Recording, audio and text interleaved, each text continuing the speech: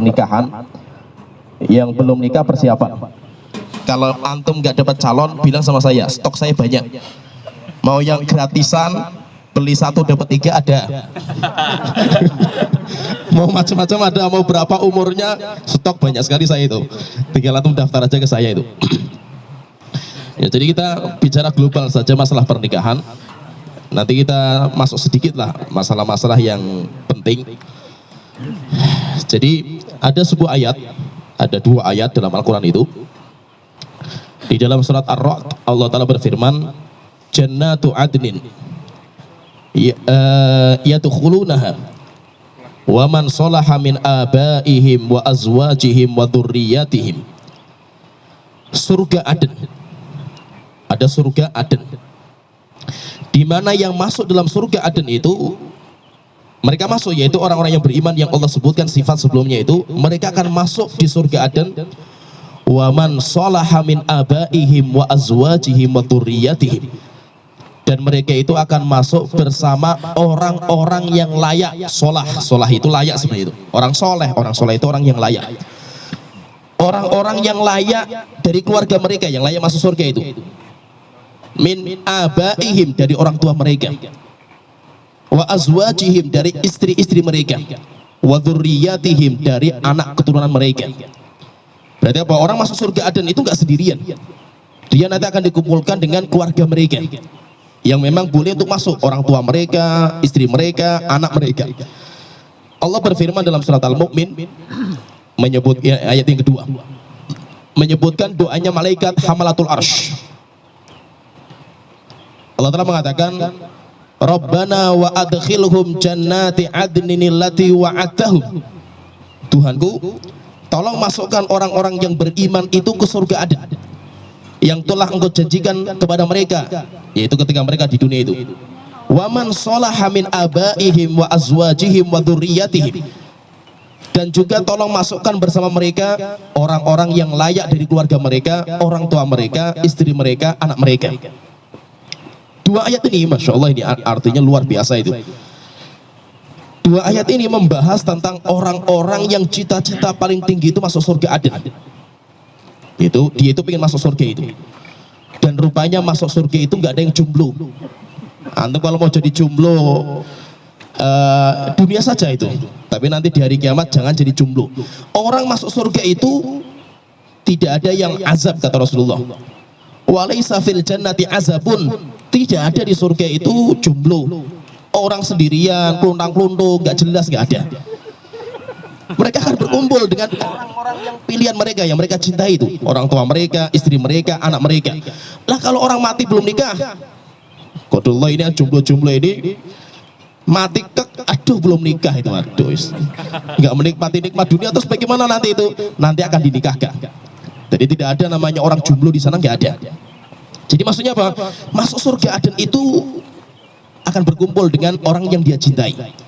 Maka itu misi besar kita itu, kita seorang muslim itu kan tujuan kita itu kan masuk surga, dijauhkan dari api neraka jahanam. Tapi bukan sendirian, kita nggak egois masuk surga sendiri, tidak.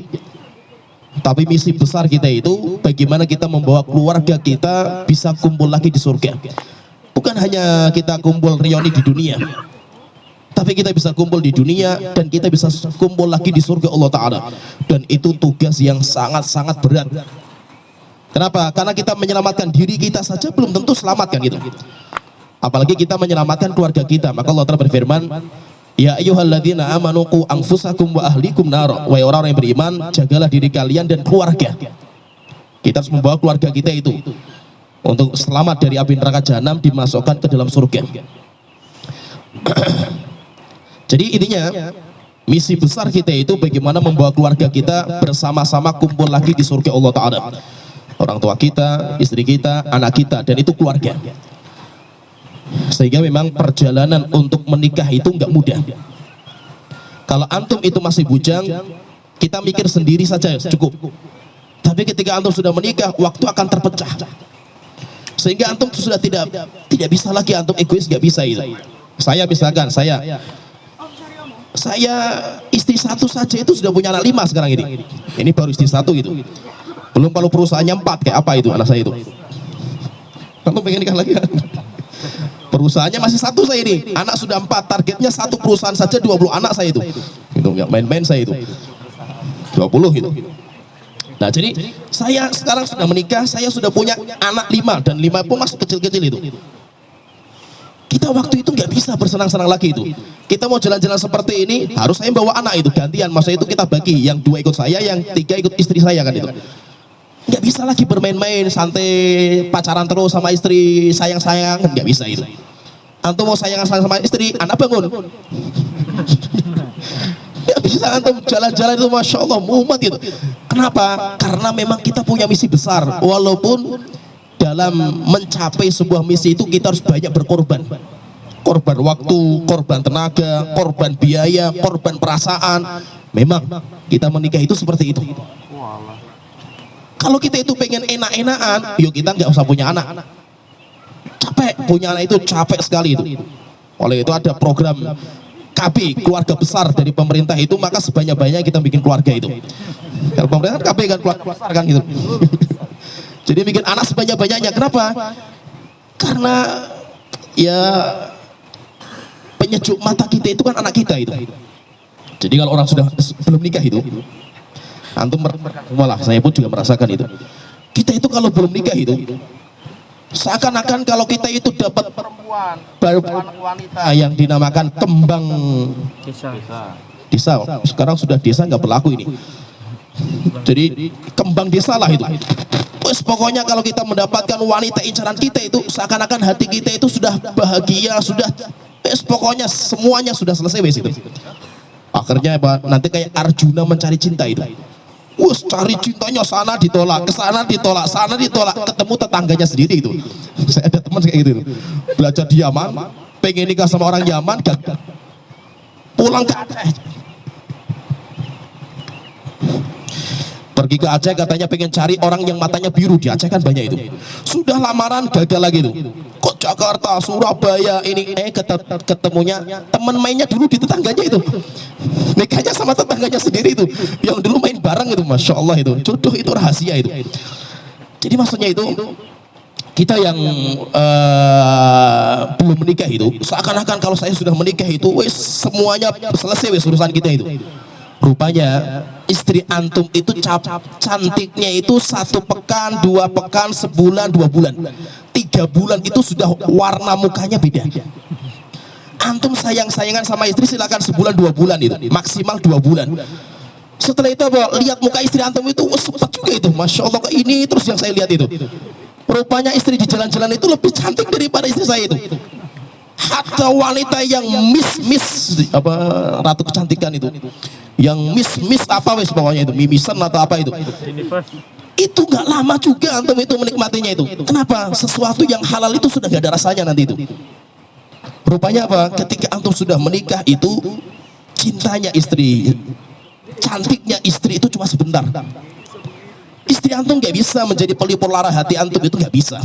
Rupanya apa? Yang menjadi pelipur lara itu anak antum. Sehingga apa? Antum punya istri yang cantiknya kayak apa, tapi kalau nggak punya anak, stres juga antum nanti ini.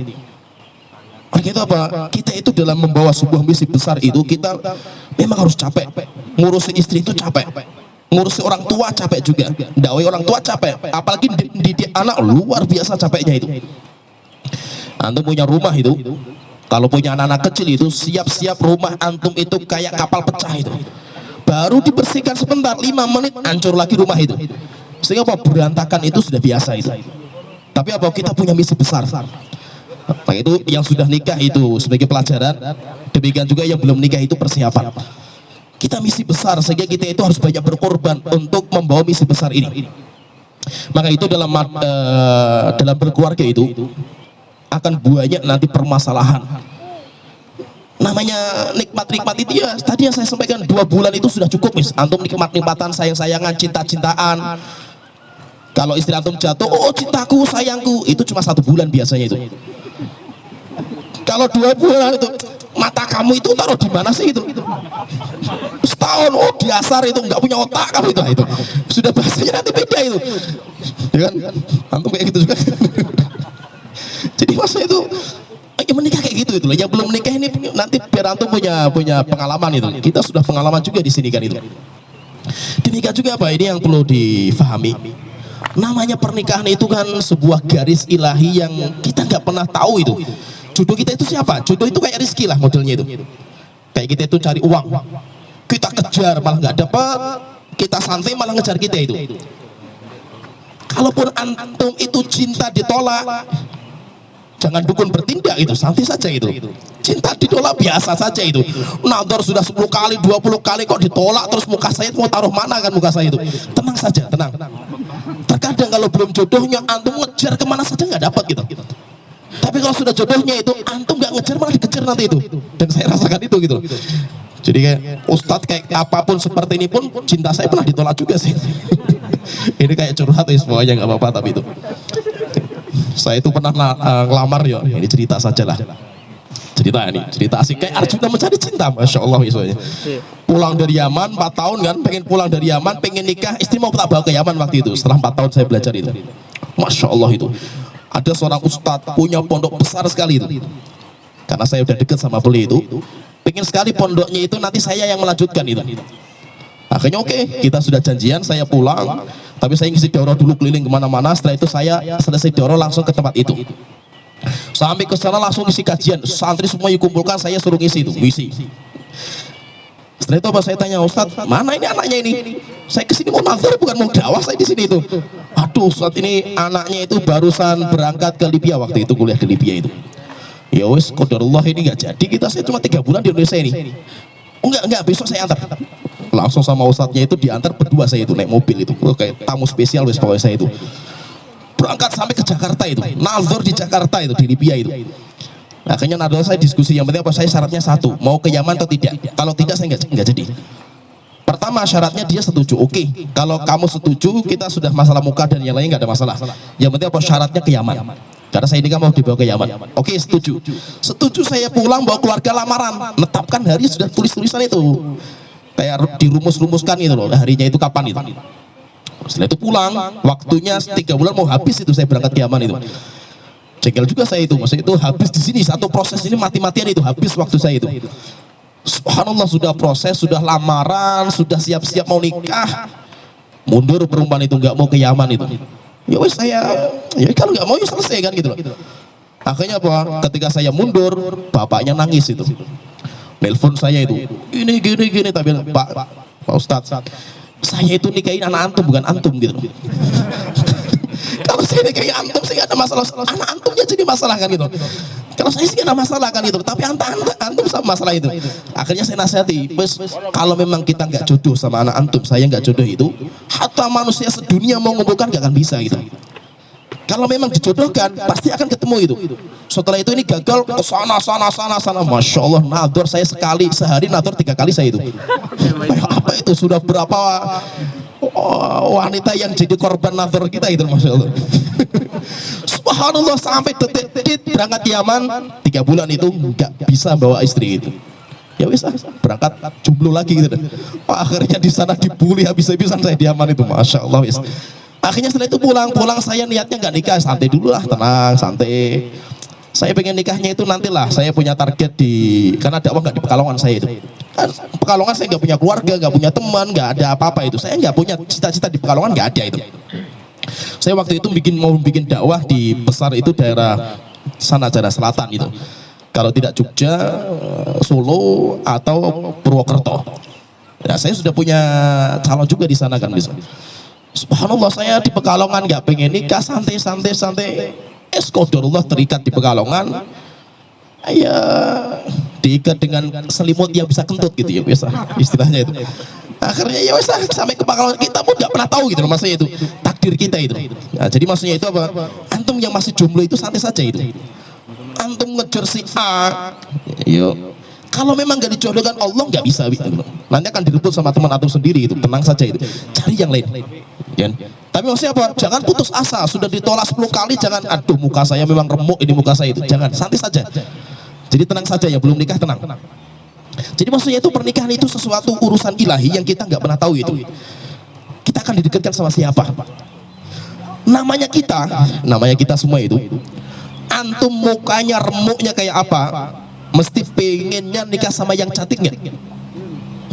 Nggak mungkin nikah sama yang remuk-remuk juga mukanya itu. Saya walaupun muka saya muka remuk kayak gini harus yang cantik gitu loh. Masa saya nikah sama yang remuk, nanti anak saya kayak apa kan gitu. Jadi minimal itu apa? Minimal itu memperbaiki generasi lah gitu loh, memperbaiki anak lah gitu loh. Saya muka hitam kayak gini ya minimal anak saya kan putih-putih kan gitu loh. Minimal kan seperti itu kan itu. Memperbaiki generasi kan itu.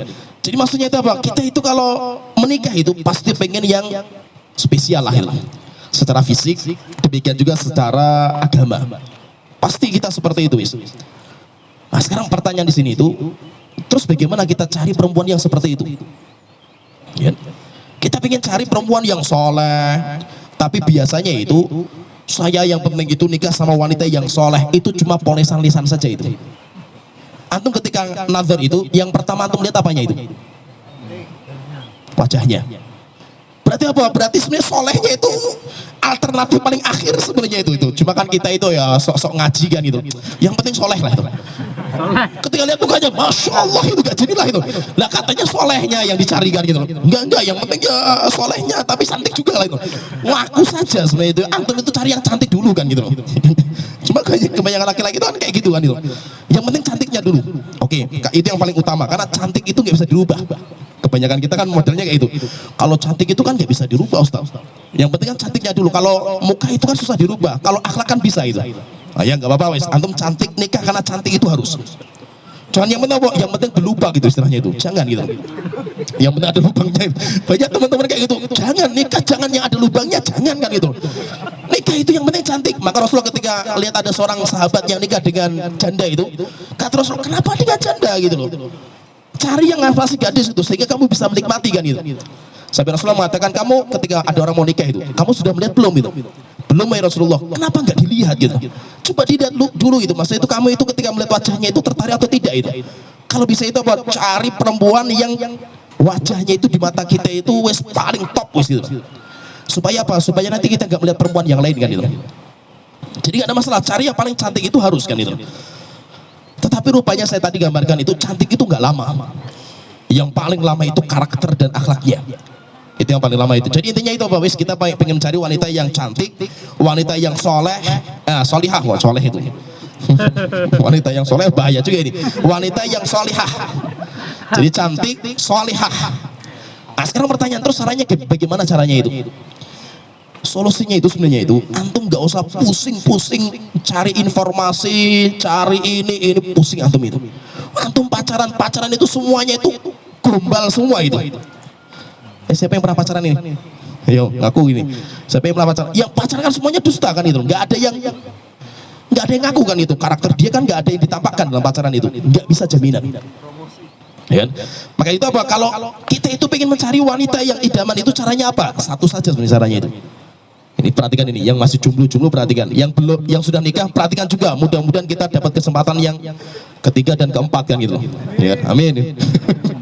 Ustadznya pokoknya jangan dilangkai dong. Pokoknya ustadznya itu. Caranya itu bagaimana sih caranya itu? Caranya itu rubah diri kita menjadi orang soleh. Itu caranya itu dok wis. Kita ingin menikah dengan wanita yang solehah, terus bagaimana? Jadikan diri antum sebagai orang yang soleh. Kenapa? Karena manusia itu kayak burung, akan berkumpul dengan yang sejenis. Al arwahu junudun mujannada, kata Rasulullah. Roh itu bagikan pasukan yang bergerombol. Mata arafa minhat talaf, yang mengenal yang satu jenis akan kumpul jadi satu. Wa matana karamin hak talaf, yang berbeda maka akan berpisah sendiri. Oleh karena itu apa? Orang itu kalau baik mesti akan didekatkan dengan jodoh yang baik. At-thayyibuna lit-thayyibat wat-thayyibatu lit-thayyibin. Orang laki-laki yang baik jodohnya mesti yang baik juga perempuannya itu. Wanita yang baik jodohnya laki-laki yang baik pasti. Sampai Allah Ta'ala mengatakan dalam Al-Quran, az-zaniyatu la yankihuha illa zanin aw musyrik. Wanita pelacur nggak mungkin ada yang menikahinya kecuali sama-sama pelacur juga itu, atau orang-orang musyrik. Wa hurrima dzalika 'alal mu'minin, dan diharamkan bagi orang-orang yang beriman. Maka solusinya itu kalau kita itu pengen menikah dengan pasangan terbaik itu, jadikan diri kita sebagai laki-laki terbaik dulu. Kenapa? Karena kita jadi pemimpin. Kita itu kan jadi pemimpin, dan pemimpin itu nggak main-main, berat. Kemudian kalau kita misalkan sudah dapat jodoh, kita dapat jodoh perempuan yang spesial lah bagi kita itu, cantiknya, kemudian akhlaknya itu kita dapat informasi sudah top itu. Subhanallah ya. Kalau kita sudah menikah itu, rupanya karakter laki-laki dan perempuan itu berbeda jauh sekali itu. Dan itu apa? Untuk menyelami dunia perbedaan itu butuh waktu lama. Biasanya 1 tahun pertama itu banyak keributan, sering ribut. Kenapa? Karena itu masih cocok-cocokan, mencocokkan itu. Kalau sudah istilahnya itu tumbuh ketemu apa namanya? Tutup. Tumbuh ketemu tutup, kelak. Wes itu namanya cita-citaan terus itu nanti itu. Sebelum itu mesti banyak keributan, ngambek ribut terus itu. Itu antum akan rasakan itu. Kenapa? Karena karakternya beda. Perhatikan ini, yang masih jomblo perhatikan itu. Perempuan itu mikirnya nggak pakai otak. Alhamdulillah nggak ada perempuan. Saya ada kajian perempuanmu, saya ngomong kayak gini tuh. Kalian nggak punya otak, mikirnya nggak pakai otak itu. Mikirnya pakai perasaan. Jadi kalau ada sesuatu itu, antum itu kalau misalkan ya cerita misalkan tadi misalkan kecelakaan itu, dia mikirnya nggak kecelakaannya itu, siapa yang nolong gitu loh. Laki-laki atau perempuan itu, lo kok malah tanya yang nolong itu siapa kan itu? Masya Allah itu, karena mikirnya itu bukan pakai otaknya itu.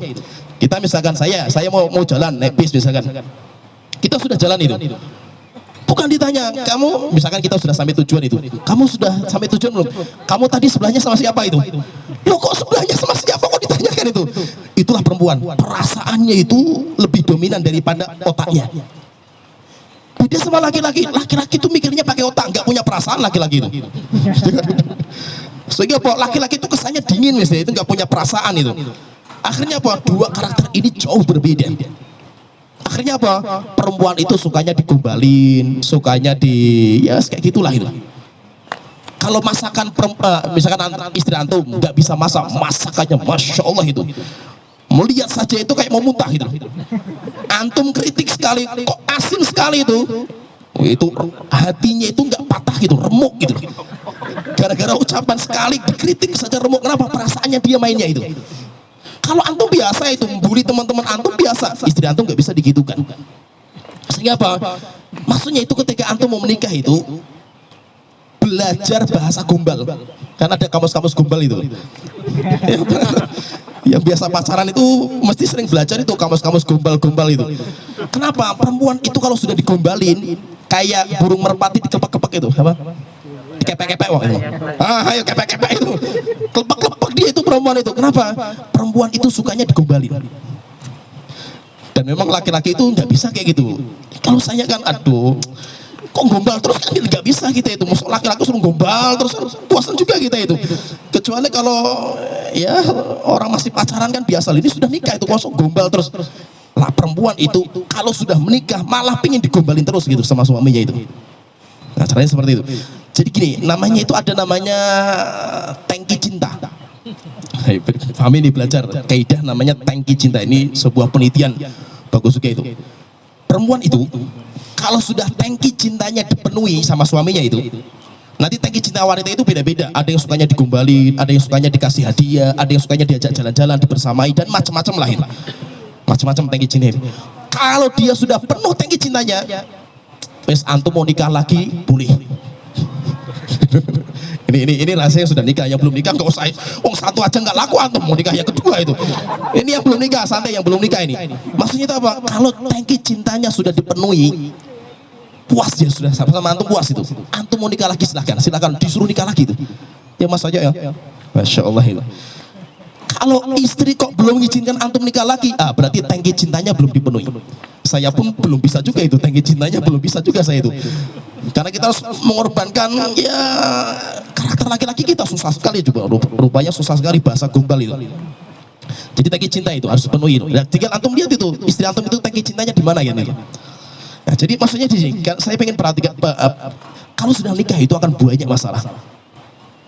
Masalahnya itu banyak sekali itu. Maka ketika antum nanti nikah itu, masalah yang ada itu jadikan sebagai barokah antum. Terkadang masya Allah ya, ini cerita saja ya. Antum kalau pas ribut, setelah itu pisah tempat tidur, sehari 2 hari gak ngomongan gitu. Ketika sudah baikan itu, rasanya kayak malam pertama lagi gitu. Bener gak itu? bener gak itu? Masya Allah itu, antum sudah marah-marah sama istri sampai nggak mau tidur bareng. Subhanallah itu ketika baikan itu kayak malam pertama asik sekali rasanya itu. Maka itu apa? Supaya hubungan kita sama istri kita itu kayak malam pertama terus itu, ya memang harus sering ada masalah gitu. Sehingga apa? Kayak malam pertama, kayak malam pertama, kayak malam pertama. Memang seperti itu indahnya itu. Tony ini nggak tergambar itu malam pertama itu apa Ustaz itu? Ya kayak tadi antum itu malam pertama itu dingin-dingin kayak gini, dingin-dingin empuk itu ini malam pertama itu.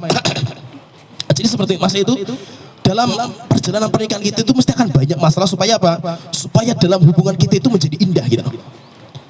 Makanya apa? Jangan antum gambarkan bahwasanya masalah itu ketika ada masalah itu sebagai sumber malapetaka, bukan. Masalah itu dijadikan sebagai barokah keluarga antum gitu. Dengan masalah-masalah itu akhirnya apa? Kita sering belajar, akhirnya apa? Semakin erat hubungan kita, semakin cocok. Jadi cocoknya itu di mana sih? Akhirnya apa? Kita itu nanti tahu, oh karakteristik saya itu kayak gini. Lama-lama apa? Kita itu harus toleransi lah. Ah nggak apa-apa lah istri saya kayak gitu, karena karakternya kayak gitu. Mau gimana lagi kan itu? Sehingga maksudnya apa?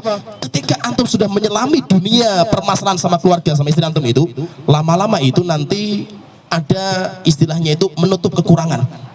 Istri saya itu kalau masalah ini kurang, biar saya yang menjalankan lah. Istrinya nanti pas saya, oh suami saya itu kalau masalah ini kurang, akhirnya nanti istrinya yang menutupi. Jadi apa? Saling menutupi, dan keluarga itu penting saling menutupi itu.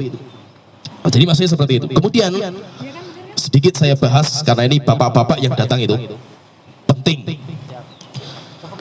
Ketika kita itu, ini kemarin pun baru saya bahas juga itu di Pekalongan di Syafi'i itu.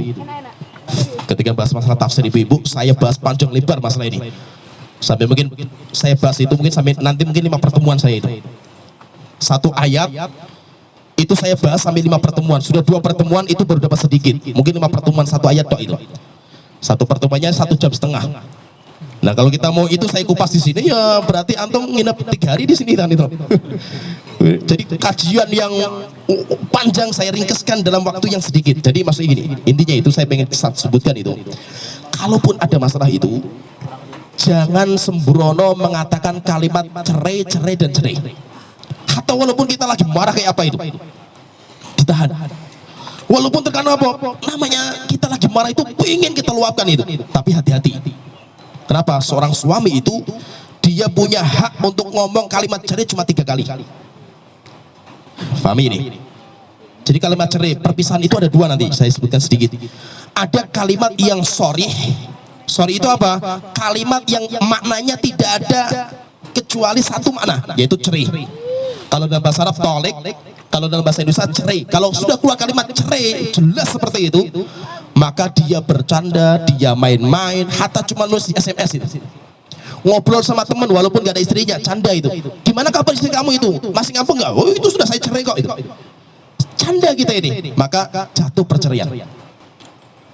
Jidduhul jid wa ghusluhul jid kata Rasulullah. Seriusnya jatuh, candanya jatuh. Lafaz yang jelas, sorry. Itu cerai, kalimat cerai itu keluar itu. Yang kedua, lafaz yang kedua itu lafaz yang kinayah. Kinayah itu sebuah lafaz yang memiliki banyak arti. Sudah kita berhenti sampai di sini saja wis. Sudah kamu pulang ke rumah orang tua kamu itu, udah kita pisahan saja itu. Nah, itu kalimat-kalimat seperti itu namanya kinayah. Kalau kinayah itu dilihat kepada niatnya, niat kepada niat suaminya itu. Kamu niatnya apa ketika mata seperti itu? Cerai enggak niatnya itu? Kalau dia niatnya cerai, jatuh perceraian. Kalau tidak, maka tidak. Maksudnya itu, suami itu hanya punya hak ngomong cerai cuma 3. Dan itu akan terhitung terus itu. Itu akan terhitung terus. Yang pertama, dia mengatakan kalimat cerai. Sekali perceraian itu dinamakan dengan tolak roj'i. Cerai yang masih boleh kembali kepada istrinya. Misalkan gini, saya contohkan misalkan ada orang mengatakan, wis kamu saya cerai saja wis, karena ribut gitu. Kalimat cerai sudah keluar jedier, keluar ini, maka apa? Dia itu diberikan kesempatan 3 bulan, 3 kali haid. Diberikan kesempatan 3 kali suci. Sebelum 3 kali suci, 3 kali haid, silakan kembali kepada istri. Kalau sampai 3 bulan nggak kembali, tidak baikan lagi, tidak kumpul lagi, kemudian setelah berjalan waktu, misalkan sudah setahun, misalkan saya menyesal setelah itu saya mau kembali itu. Kalau sudah setahun maka kalau kembali harus butuh akad baru, berarti nikah lagi. tapi masih boleh kembali. Kalau memang sudah nikah lagi, misalkan mereka sudah baikan itu, setelah 1 tahun, 2 tahun, 5 tahun marah lagi, kamu saya cerai, berarti sudah kedua. Cerai yang kedua itu dinamakan juga masih tolak roj'i, masih boleh kembali. Tapi batasannya apa? 3 bulan, 3 kali haid. Kalau sampai sebelum 3 kali haid pengen kembali, silahkan kembali langsung, tidak butuh akad. Tapi kalau sampai 3 bulan lagi atau 3 kali haid lebih, maka harus pakai akad yang baru, akad nikah lagi berarti. Gimana, paham tergambar ya? Kalau sampai ribut lagi, kamu saya cerai 3 keluar, belum kalimat cerai 3, maka dinamakan dengan tolak bain. Tolak bain yaitu apa? Perceraian yang nggak boleh kembali selama-lamanya. Wes selesai, pisah. Namanya tolak bain. Oh enggak usah, saya menyesal saat itu. Penyesalan nggak ada artinya. Atau kata Ustaz, saya kok nggak tahu kalau ngomong 3 kali itu menjadikan bain itu. Maka kebodohan antum nggak diterima. Kenapa? Bodoh terhadap akibat itu nggak dianggap. Kecuali kalau antum bodoh terhadap hukumnya, itu baru dianggap. Tergambar nggak? Paham ya? Ya paham ya? Pertanyaan. Lah kalau saya itu misalkan suami istri menyesal setelah 3 kali ucapan cerai, menyesal, mereka pengen kembali. Bagaimana caranya? Caranya itu tidak ada cara kecuali biarkan istri itu menikah dengan laki-laki yang lain, nikah sampai berhubungan intim, sampai bercerai, sampai selesai masa iddah. Jadi ada 4 ini. Misalkan kita sudah 3 kali ngomong cerai, setelah itu apa? Wes ini pisah, nggak bisa kumpul lagi itu. Kecuali kalau subhanallah qadarullah istri kita itu ada yang melamarnya, ada laki-laki yang kedua yang melamar. Ketika dilamar sampai malam pertama ada hubungan intim. Setelah itu dicerai sama suaminya. Setelah itu selesai masa iddahnya 3 kali kuruk. Maka selesai masa iddah baru boleh kembali ke suami yang pertama. Pertanyaan. Lah kalau istrinya itu dilamar sama orang sampai nikah, akad nikah itu, sebelum malam pertama itu suaminya mati itu. Sudah malam pertama jedek gitu, jantungan mati kan gitu. Tapi belum sampai berhubungan intim itu. Terus bagaimana itu? Tidak dianggap. Berarti apa? Belum boleh kembali ke suami yang pertama. Harus hubungan intim. Sehingga maksudnya apa? Perceraian 3 kali dari suaminya itu harus dibatalkan dengan wanita itu hubungan dengan laki-laki yang halal yang lain. Kalau sudah berhubungan sama laki-laki yang lain, kemudian dicerai, selesai masa iddah, suami pertama kembali lagi ke istri itu, maka sudah berarti 0 mas itu. Ya, dimulai dari 0 itu. Kayak orang apa? Pembensin kok itu. 0 ya mas, kita mulai dari 0 lagi itu. Gitu. Berarti kalau suaminya nanti ngomong cerai lagi, dihitung 1. Gimana tergambar? Paham ya? Paham ya? Jadi gak main-main itu. Maka apa? Kalaupun antum itu marah itu, tahan emosi, jangan ngomong kalimat cerai, ngomong yang lain lah itu. Tapi jangan sampai keluar kalimat cerai, bahaya. Pertanyaan itu, Ustadz kalau ngomong kalimat cerai dalam kondisi marah itu dianggap enggak? Kan Rasulullah dalam sebuah kaidah itu, la talaqa wala itaqa fil ighlaq. Tidak ada perceraian, tidak ada pembebasan budak dalam kondisi ighlaq, kepalanya tertutup, pikirannya tertutup gitu. Para ulama mengatakan termasuk ighlaq itu termasuk marah. Pertanyaan, berarti kalau orang marah kemudian ngomong kalimat cerai itu dianggap enggak gitu? Maka saya katakan, kalau marah kemudian ngomong kalimat cerai enggak dianggap, terus kapan cerai yang dianggap itu? Mungkin enggak kalimat cerai itu diucapkan ketika seneng-senengan itu. Oh cintaku, sayangku, kamu cari saya cerai sekarang ya. Saking asik-asiknya, lagi sayang-sayangan, langsung kamu saya cerai kan? Enggak mungkin kan, mesti rame dulu kan gitu. Ya kan? Ketika cerai itu mesti marah dulu, ribut dulu, baru keluar kalimat cerai itu. Maka itu apa? Marah itu ada 2. Fahami ini, marah itu ada 2. Pertama, marah yang sampai kita itu sudah nggak terasa apa yang kita ucapkan itu. Kamu tadi selesai marah misalkan ditanya sama istrinya itu, Mas kamu tadi itu ngomong apa itu? Nggak tahu saya ngomong apa itu. Kamu sadar nggak? Kamu itu ngomong kalimat cerai loh. Kamu itu nggak main-main itu. Oh saya nggak tahu, saya nggak terasa itu. Nah kalau kamu itu nggak merasa, maka apa? Kalimat itu nggak dianggap. Tapi kalau ditanya kamu tadi ngomong kalimat cerai loh, hati-hati kamu itu. Iya tapi saya sekarang menyesal itu. Kalau kamu sadar tadi ngomong kalimat cerai dan menyesal, penyesalan kamu nggak ada artinya. Begitu apa, hati-hati. Biasanya apa? Yang sering kayak gini itu orang-orang yang masih baru nikah. Orang baru nikah, sehingga apa? Biasa namanya hubungan pertama kali itu masih belum cocok itu. Akhirnya sedikit, kamu saya cerai, sedikit, kamu saya cerai itu. Sampai ini terjadi berkali-kali saya mendapatkan kasus nih. Saya menangani kasus sebuah keluarga yang seperti ini. Ada sebuah kasus, contohnya perhatikan ini. Ada sebuah keluarga sudah ngaji, sudah lama ngajinya itu. Tapi ternyata apa? Suaminya ini tuh emosian gitu. Dan kalau sudah marah itu mesti kalimat cerai muncul itu. Akhirnya apa? Sampai mereka lapor ke saya, yaitu diskusilah sama saya itu ke rumah itu. Ustaz, ini bagaimana? Saya ngomong kalimat cerai sudah nggak bisa terhitung itu. Berapa kali saya ngomong itu? Sudah punya anak banyak lagi itu. Akhirnya saya ngomong itu. Walaupun apa? Belum keluar surat pengadilan cerai, belum ada. Surat cerainya belum keluar itu, karena belum lapor ke pengadilan itu. Dan ketika lapor pun nggak dianggap. Kenapa? Karena pengadilan kita itu dianggap perceraian kalau perceraian itu diucapkan di pengadilan. Paham ya? Jadi misalkan gini, ada orang suami istri mau mengurus surat perceraian. Bagaimana caranya? Lapor pengadilan, nanti ada sidang pertama, sidang kedua, sidang ketiga. Kalau sudah sidang ketiga, ketok palu keluar surat cerai. Boleh nggak seperti itu? Pemerintah harus. Itu dinamakan dengan hukum takzir. Tapi hukum takzir tidak merubah hukum syar'i. Paham ya? Itu cuma hukum secara undang-undang negara, surat-surat dalam persuratan saja itu. Tapi secara syar'i yang dianggap itu ucapan. Hatta di rumah sendirian, hatta istrinya nggak tahu kalau dia itu suaminya ngomong seperti itu. Gimana, paham ya? Walaupun dia itu surat cerainya belum keluar, tapi statusnya bukan suami istri lagi. Akhirnya saya bilang apa? Harus berpisah. Kalau nggak berpisah itu hubungan kalian dianggap zina ini. Subhanallah, nggak main-main itu. Akhirnya apa? Harus pisah itu. Walaupun berat sekali karena mereka sudah punya anak banyak itu. Ketika sudah pisah itu, lama sampai istrinya selesai masa iddah itu, subhanallah itu istrinya itu nikah itu sama laki-laki lain itu. Suaminya ngamuk kan itu. Wah, kayak apa itu istri saya ini kalau kurang ajar ini. Tapi bilang tenang. Tunggu saja nanti kalau diceraikan itu, tenang saja itu. Tapi yang penting jangan namanya nikah tahlil. Tahlil itu apa? Nikah yang tujuannya memang untuk menghalalkan yang pertama itu. Saya teman akrabnya si teman pertama itu. Saya nikahi si istrinya itu. Saya targetnya apa? Setelah itu saya ceraikan supaya dia itu nikah sama istri pertama itu. Paham ya? Itu namanya nikah tahlil. Itu hukumnya dilaknat orang-orang seperti ini. Sampai ada cerita itu. Ada orang sudah cari istrinya. Setelah itu kan nggak boleh kembali kan, sudah bain kan itu. Akhirnya nyewa temennya itu.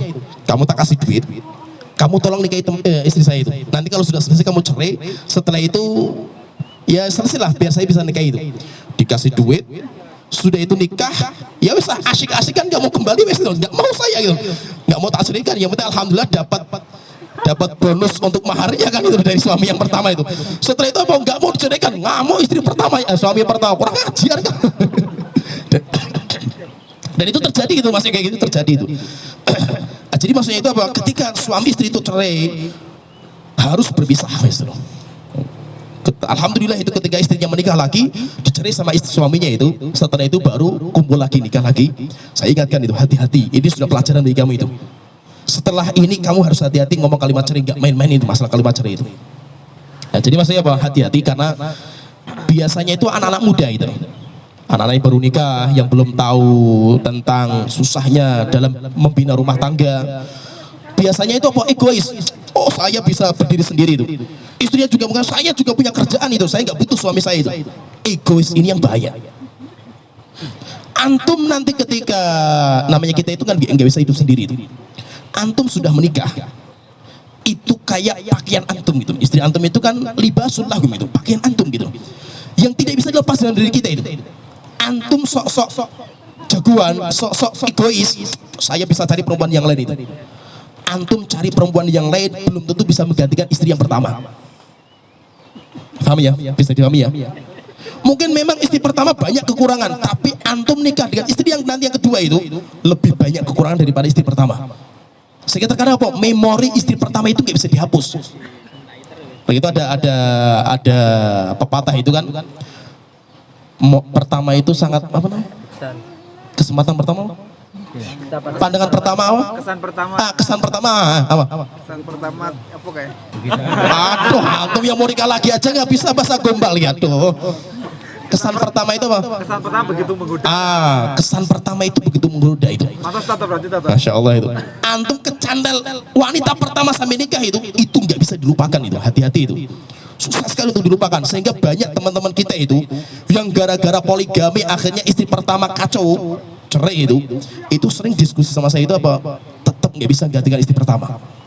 Rasulullah istrinya banyak itu, tapi Khadijah itu nggak bisa terlupakan. Memori istri pertama itu dahsyat, nggak main-main itu.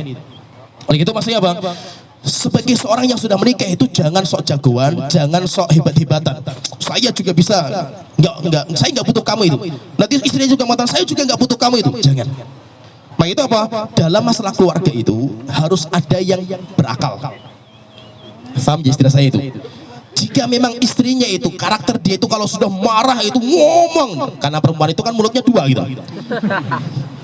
Hasan bingung itu mulutnya dua itu satu itu. Mulutnya itu dua, jadi ngomongnya banyak itu biasa perempuan itu. Maka apa? Nanti perempuan itu ngomel terus itu. Seorang laki-laki itu jangan jadi mulut dua juga itu. Laki-laki itu satu saja mulutnya. Maksudnya apa? Kalau istrinya ngomel tidur aja gitu. Biarkan dulu sampai istri kita itu marahnya selesai, baru kita ngomong. Maksudnya itu apa? Kalau api dilawan dengan api bahaya. Paham ya? Maksudnya apa? Kalau seandainya pas kita lagi ribut, istri kita ngomel-ngomel itu, jangan diladeni. Jangan diladeni, bahaya itu kalau diladeni itu. Terus bagaimana itu? Diam saja. Kalau memang kita itu di situ nggak kuat, keluar saja itu. Seperti Ali bin Abi Thalib kan kayak gitu. Masalah sama Fatimah, akhirnya apa? Keluar tidur di masjid kan itu. Jadi maksudnya itu apa? Jangan gara-gara egois, dilawan, kemudian jawab lagi sama istrinya, jawab lagi sama suaminya, bahaya. Makanya saya itu kalau ada masalah sama istri saya itu, ya ada masalah lah. Kita pun ada masalah itu. Terkadang antum melihat itu, Ustadz itu enak ya, nggak ada masalah keluarga itu. Akhirnya apa? Banyak orang curhat sama kita itu. Ustadz istri saya kayak gini. Padahal saya pun istri saya tadi malam baru marah juga itu. Ini belum baikan juga itu. Tapi kita berusaha nahan kan gitu. Kita nggak tampakkan kan di luar kan. Kita juga ada masalah juga itu. Lah maksudnya itu apa? Terkadang kita kalau malah sama istri adalah istri lagi marah dan ya, biasa namanya wanita kayak gitu itu. Saya pernah ini kejadian nyata ini. Saya itu ada urusan dadak ke Semarang. Ada syekh datang di Semarang, saya harus ke Semarang. Subhanallah itu, saya itu berangkat kanan dadak ya sama teman lah itu. Qadarullah tas saya itu ketinggalan, sehingga saya nggak bawa HP kan itu. Ketika sudah jalan, Masya Allah itu tasnya nggak ada, nggak bawa HP, nggak bawa dompet, terus ketinggalan itu. Padahal Semarang urusannya lama itu, di hotel lama urusannya itu. Istri saya nepal berapa kali itu nelponnya itu, SMS, Masya Allah itu, sampai pulang malam saya itu. Berarti pun nggak ada kabar, nggak ada apa-apa kan itu. Sudah kita pulang capek sekali, capeknya luar biasa saya itu waktu itu. Pulang capek, istri marah-marah itu. Kayak apa rasanya itu? Sudah capeknya, pengennya makan sekalian itu. Tapi saya biarkan istri. Saya diam. Ngomel terus saya tinggal tidur itu. Saya masih menahan mas itu, alhamdulillah masih kuat menahan supaya tidak ngomong. Pakai di antara solusinya itu, orang itu kalau marah, di antara obatnya itu apa? Diam. Siapa yang marah kata Rasulullah, falyaskut, diam saja, nggak usah ngomong, karena semakin ngomong semakin dikipasi sama syaitan itu. Diam saja kalau marah itu. Selesai kan capek sendiri itu, ngomong nggak digubris kan itu. Ngomong terus diam aja itu, wes selesai, adem, wes ini selesai. Tapi udah selesai mau itu, marahnya udah selesai itu, udah. Nah sekarang saya mau ngomong itu, saya itu nggak ngabari kamu karena memang tas ketinggalan gitu. Bukan saya itu nggak ada apa-apa itu, nggak ada apa-apa saya itu, bukan berarti saya pacaran lagi, enggak, sama sekali enggak itu. Pikiran perempuan itu nanti kemana-mana itu. Nah, setelah itu beri nasihat itu. Saya seorang suami baru pulang capek. Kamu seorang istri itu harus tahu, suami itu capek itu kalau sunnahnya itu kan disambut, disayang, dipijeti, bukan diomelin kayak gini gitu loh. Pokoknya kalau diulang lagi, saya pulang capek, kamu marah seperti ini, saya tidur di masjid. Akhirnya boy, harus minta maaf, nangis. Nah, jadi kita nasihatnya itu apa? Setelah reda marahnya suami itu baru dinasihati. Tapi kalau istri lagi marah itu nasihati, nggak bisa itu. Maka dalam keluarga itu maksudnya apa? Harus ada yang berakal. Ya paham ya? Kenapa? Karena dengan kita itu saling emosi, bahaya urusan keluarga itu. Dan seberapa saya? Udah ya, sampai di sini aja ya. Jadi ini sebagai ya kayak santilah curhat masalah keluarga lah, nggak apa-apa gitu. Jadi maksudnya yang sudah nikah ini sebagai pelajaran, kita kan tujuan kita menikah itu kan langgeng sampai kita masuk surga itu. Nah, untuk menyelamatkan hubungan kita sampai masuk surga itu perjuangan berat, nggak main-main itu. Yang belum nikah itu persiapan, hati-hati. Belajar bahasa gombal, coba download diaplikasikan, banyak sekali bahasa-bahasa gombal itu. Siapkan dulu bahasa gombal, kemudian siapkan juga mental kalau nanti pas lagi marah itu diem. Itu solusi terbaik kalau kita sudah nikah itu, kalau marah diem, marah diem itu solusi paling bagus. Ya, sampai di sini pembahasan kita. Ya, di tema ini masalah keluarga ini nggak apa-apa, penting karena masalah ini penting sekali. Dan bahas masalah keluarga itu pembahasan yang nggak pernah layu gitu, nggak pernah tidak pernah bosan. Kenapa? Karena orang yang sudah nikah saja itu masih banyak PR-nya itu, ya kan? Ustaz saja masih banyak PR-nya yang perlu diperhatikan dalam masalah keluarga. Makanya terkadang saya kalau ada orang nikah kemudian saya suruh khutbah nikah itu kok malas-malasnya itu bukan karena saya nggak bisa gitu. Saya itu belum layak juga ngomong itu. Kenapa? Rumah tangga kita pun sering ribut juga. Terkadang kita nasihati sabar ini, kita pun juga terkadang karena masih banyak PR gitu. Makanya terkadang kita itu mau bicara masalah nasihati seorang pengantin itu berat saya itu. Makanya saya biasanya kalau disuruh khutbah nikah itu tak serahkan ke ustaz yang senior itu. Ustaz yang senior dulu. Kenapa? Kita masih muda kayak gini itu masih emosinya juga tinggi gitu. Jadi terkadang berat memang, tapi ya kita sering menasihati gitu. Ya, sampai di sini akhir da'wana alhamdulillahirabbil alamin. Assalamualaikum warahmatullahi wabarakatuh.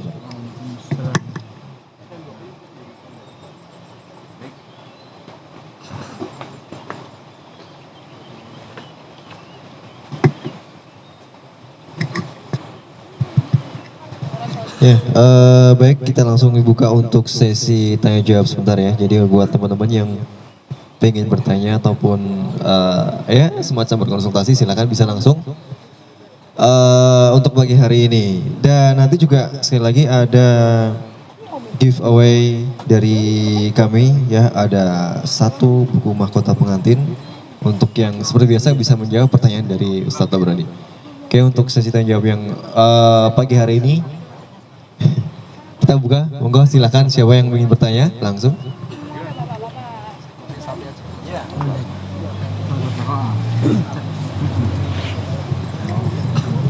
Bismillahirrahmanirrahim. Assalamualaikum warahmatullahi wabarakatuh. Ada 2 pertanyaan, Ustadz.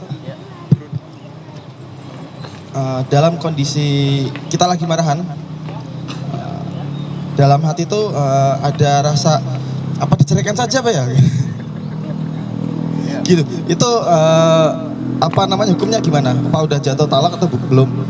Terus yang kedua, Satu-satu. Ya, jadi namanya tolak itu harus terucap bilafaz, harus dikeluarkan dari hati, bisa dengan diucapkan atau bisa dengan ditulis. Oleh itu apa? Hatta SMS bahaya loh. Ditanyakan kepada Syekh Abdul Karim Al-Buraik Al-Barok, itu termasuk ulama besar Saudi Arabia sekarang ini. Syekh, bagaimana kalau seandainya saya itu nulis SMS, ya memang saya itu pengennya nikah, cerai itu, cuma belum saya transfer ke istri saya, tapi sudah saya tulis lengkap, kamu saya cerai. Akhirnya apa? Saya niat waktu itu mau cerai itu, tapi setelah itu apa? Saya nanti aja lah, saya hapus. Apa kata beliau itu? Tetap jatuh perceraian. Jadi paham ya? Maksudnya itu apa? Isi hati selama sudah dikeluarkan, baik dengan ucapan atau tulisan, maka jatuh. Tapi kalau masih dalam hati belum dikeluarkan, maka nggak jatuh. bahkan ketika SMS baru ngetik Hatut. Jika memang tujuan ketika ngetik itu pengen bercerai. Setelah itu apa? Sudah ditulis lengkap, kamu saya cerai. Akhirnya apa? Mau di-share nggak jadi? Tuh, tapi nanti gimana anak saya ini? Akhirnya dihapus. Tetap jatuh perceraian. Kemudian yang kedua, ada beberapa kasus yang saat marah, emosi tinggi, dia mengucapkan talak sampai 3 kali di waktu yang sama. Apakah itu Dianya itu suami, Pak? Suaminya? Ya. Jadi masalah kalimat cerai yang diucapkan langsung 3 kali, kamu saya cerai, atau misalkan kamu saya cerai 1000 kali itu. Ya, misalkan kayak gitu. Apakah itu jatuh 3 perceraian atau 1 perceraian? Khilaf panjang di antara para ulama.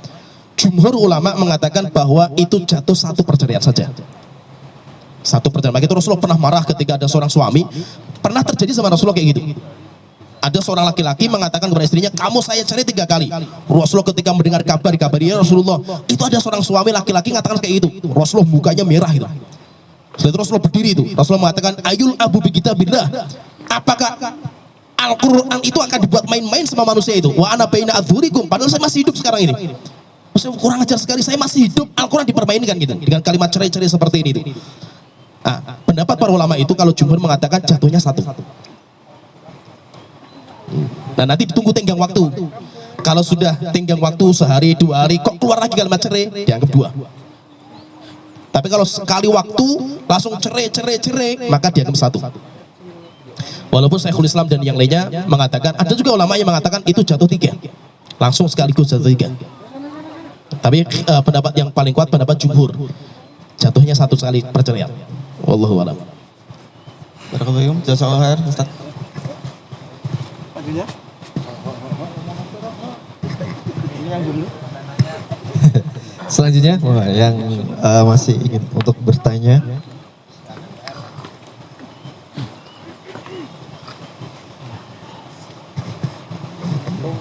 Ini langsung kasih Ustadz ya. Ini juga titipan pertanyaan ini. Saya sendiri.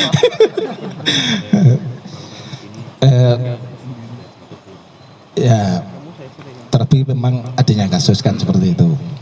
Di antaranya ini ya kembali dengan cara berakal kadang. Artinya ketika ada permasalahan dan ini sering antara pilihan suami itu kadang untuk memilih membela istri atau mertua.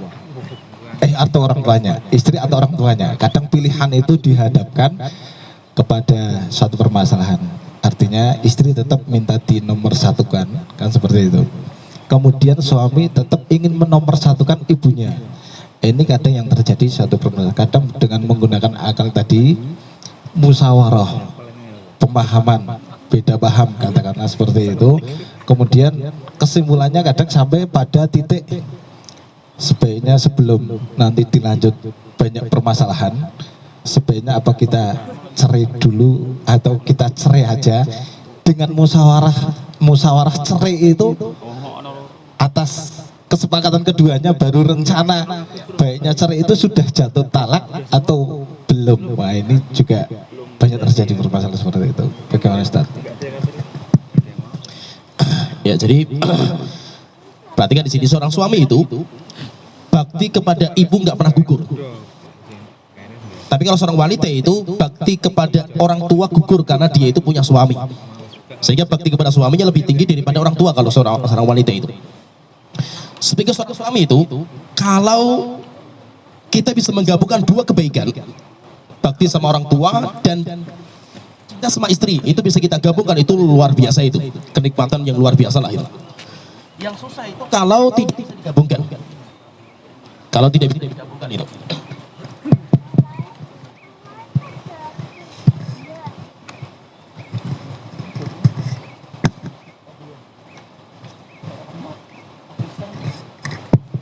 Yang paling susah itu kalau nggak bisa digabungkan. Nah, kalau nggak bisa digabungkan itu kita kan harus pintar dalam menimbang-nimbang itu. Maka dilihatnya itu apa? Permasalahan yang sedang diributkan itu antara istri dan orang tua kita, ibu kita itu biasanya kayak itu. Nah itu sunnahnya itu kalau orang sudah menikah itu harus keluar, bikin rumah sendiri. Wanita kalau ketemu sama wanita itu mulutnya sama-sama 2 ribut terus itu. Jadi berat. Oleh itu alhamdulillah budaya kita itu suami itu biasanya ngikut istri kan gitu.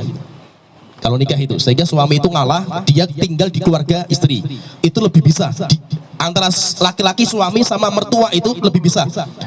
Tapi kalau istri ikut kita, istri kita ketemu sama orang tua kita itu, ibu kita, itu biasanya nanti banyak keributan itu.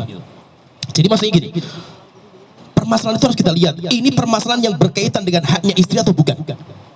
Contohnya haknya istri. Istri itu kan wajib mendapatkan nafkah. Dan itu haknya dia. Haknya dia. Kalau kita nggak memberikan, dia boleh menuntut. Nafkah itu apa? Berkaitan dengan makan, sandang, pangan, papan. Sandang, papan. Kalau ini nggak ditunaikan, maka istri boleh menuntut. Contohnya misalkan, seringnya keributan itu kan karena masalah tempat tinggal. Istri nggak mau tinggal di situ. Pengennya keluar, kontrak atau apalah itu. Suaminya, aduh kalau saya keluar nanti ibu saya gimana kan itu. Ibunya pengen tetap, suaminya pengen tinggal sama ibunya itu. Bagaimana kalau seperti ini? Ini pahami ini. Kalau seperti ini, permintaan istri lebih didahulukan daripada suami, daripada ibunya. Tergambar ya, Pak? Permintaan istri lebih diutamakan daripada ibunya. Kenapa? Karena tempat tinggal itu nafkah. Nafkah. Sehingga seorang istri boleh menuntut. Boleh menuntut. Kalau misalkan enggak, saya mau tinggal di situ, oke? Enggak apa-apa, ayo kita keluar. Ya. Tapi apa? Jangan membatasi saya untuk muamalah sama ibu saya. Kalau seandainya gara-gara ada masalah keluar, setelah itu apa? Tapi kamu jangan sering-sering ke sana itu. Ini nggak boleh kamu membatasi saya itu. Bagaimanapun itu ibu saya kan itu. Nggak boleh ngatur saya muamalah saya dengan ibu saya, nggak boleh karena itu bukan nafkah. Nafkah itu tempat tinggal. Lebih dari itu nggak boleh kamu ngatur saya kan itu. Gimana tergambar? Paham ya?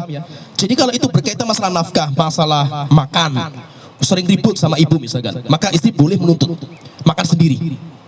Gak mau kumpul sama ibunya, boleh. Itu hanya istri. Pakaian, papan, itu namanya nafkah. Tapi kalau keributan itu yang bukan masuk dalam perkara nafkah, tapi masuknya perkara-perkara yang biasa, maka ibu lebih didahulukan. Kenapa? Karena ibu itu harus kita bakti sama ibu lebih tinggi daripada istri. Contohnya masalah kerjaan. Suami kerja. Suami kerja kan bukan masalah nafkah kan gitu. Maka bebas gitu. Kalau ibunya pengen kerja ini gitu, suami istri mengatakan enggak, pengennya seperti ini, maka taat kepada ibu lebih tinggi. Kenapa? Karena itu tidak berkaitan dengan nafkahnya kepada istrinya. Saya yang penting kerja, mau kerja apa saja, yang penting kan nafkahnya saya kasih kamu itu. Sehingga kamu jangan ngatur saya gitu. Nah, maka seperti contoh lagi misalkan gini, pengennya istri, contohnya kasus mirip, ada juga kasus seperti itu. Pengennya itu suami itu kalau gajian, duitnya itu langsung ditransfer ke istrinya. Nanti kalau suaminya pengen ngasih ke ibunya, harus izin istrinya itu. Ini kurang ajar ini istri seperti ini. Jadi paham itu. Jangan sampai kita menjadi laki-laki takut sama istri. Jangan. Istri itu, dia itu hanya mendapatkan nafkah yang, nafkah itu namanya nafkah itu standar yang cukup. Makan yang cukup itu berapa? Minum yang cukup, pakaian yang cukup, papan yang cukup itu berapa? Lebih dari itu sodakoh. Contohnya misalkan HP.